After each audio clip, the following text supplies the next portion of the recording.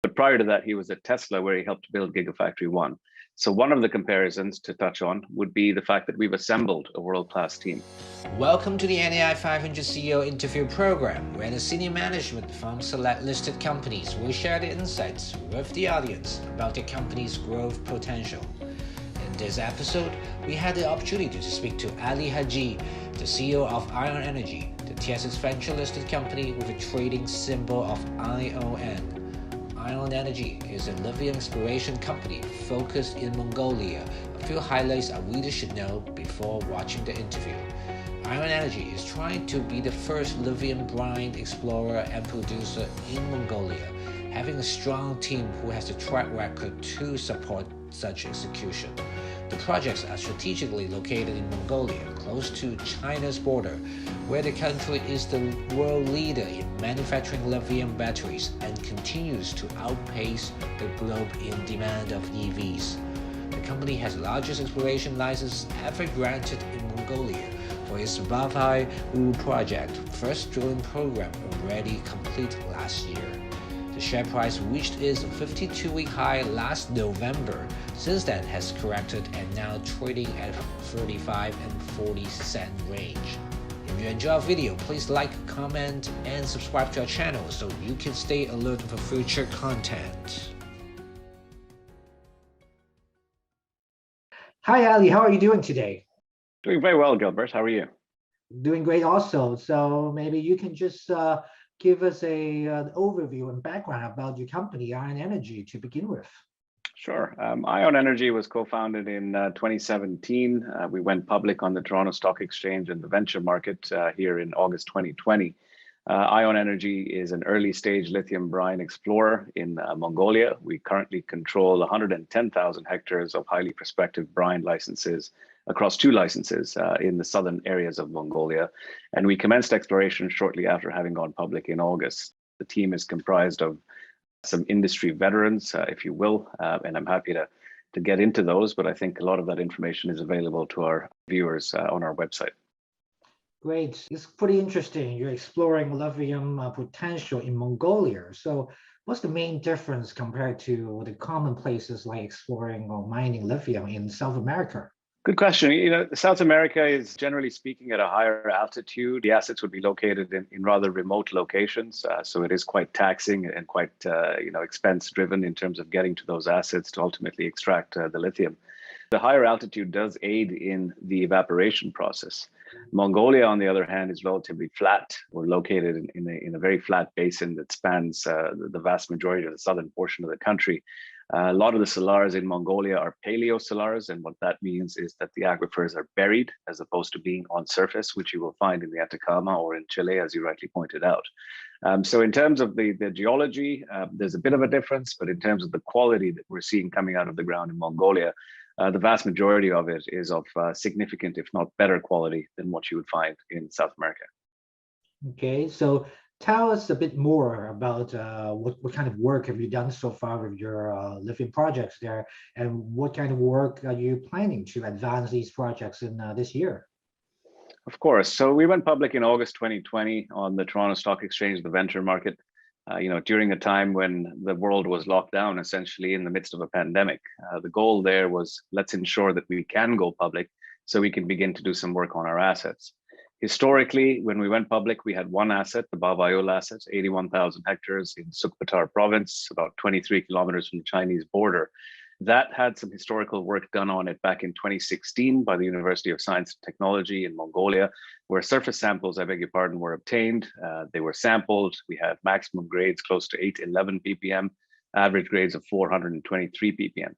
Since we went public in August 2020, we defined a drilling program where we did an RC program, allowing us to understand the stratigraphy of the basin in place.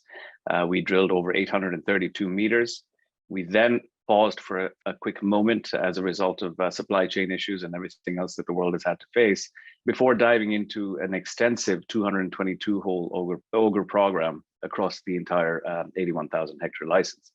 That bore fruit for us as a company. In December, we were able to announce up to 1,502 ppm lithium content. And that, of course, is almost twice the 811 ppm that we had seen prior to us being granted the license. So very exciting for us in that remit. And as a result of that, we have now planned the course of exploration over the course of 2022, which will include a number of TEM, microseismic geophysics activities, alongside some RC and auger drilling, as well as some hydrogeological sampling, which will allow us to pull up those brine samples and have them assayed and sampled at Bavayol, hoping to get to an advanced sort of resource calculation or a resource estimate, if you will, in Q3, Q4 of this year. So a big year for Bavayol, but Urgaknaran, which is our secondary asset that we acquired in February last year, very little work was done on that asset. It is considered very much to be greenfield. However, the indication and the geology of the region points to a significant salar. That salar actually resides very close to surface, so it's not a paleosalar like you would find at Bavayol. And the goal for the company is to put 73 holes in the ground at Urgaknaran this year as well. In fact, that drilling will commence in the next week. So for our listeners, when you do listen to this, you will very likely see a press release associated with that. But that program will commence in the coming week or so. And the intent there is much the same as the earlier program done on Bavayol. So let's de-risk by scratching the surface and determining where we should put the vast majority of our effort in the future. So it looks like a lot of activities coming along for the investors to follow for your company these days. Absolutely. And I think, Gilbert, that's a result of the world opening up. We now have the ability to get out and visit site. In fact, myself, including my technical team and one of my senior advisors, will be in Mongolia in April this year. So April 15th, we arrive, we do a site visit, and we kick off this very capital intensive exploration program that allows us to better understand our assets. Yeah, so lithium companies have gained a lot of interest from the investment community these few years. So there's a lot of competition out there. And how do you compare yourself, your company, to your peers? Let's say about the potential or valuations from that point of view.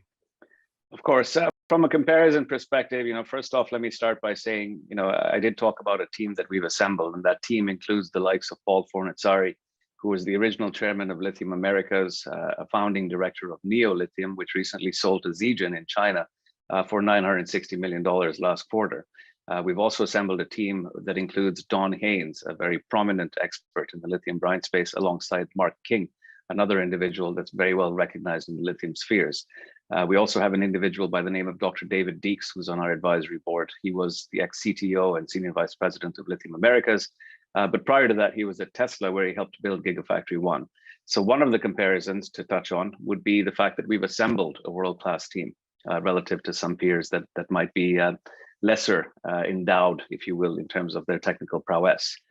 The second thing that I would say is that we are a relatively new company. We've only been trading for about a year and a half now, whereas a number of these other companies have had 5, 6 years. They've perhaps gone through 1 or 2 cycles where they've been able to do a fair bit of work and de-risk their assets. We're just getting started. The other comparison I would draw upon is the fact that we are fully funded. So we're not looking for an equity raise. We had 4 million in the bank at the end of last year. And as a result of that, we're not looking to raise capital because that keeps us going for about 2 years' time.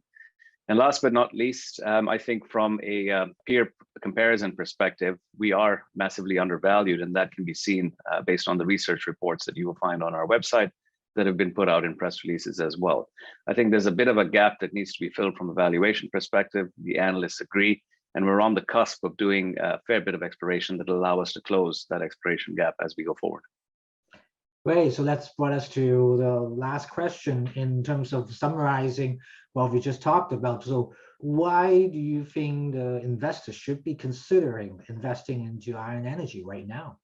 As I said, we believe Ion Energy is well positioned to serve Asia's lithium demand. We are a team comprised of industry experts with a vast amount of experience. We are fully funded, and we are only 23 kilometers from the largest consumer on the planet, that being China. So Ion Energy has a lot to prove this year, a lot of good things to come, and I hope that you can follow our story. Thank you, Ali, for your time here to share your story with us here. Thanks very much. Happy to be here.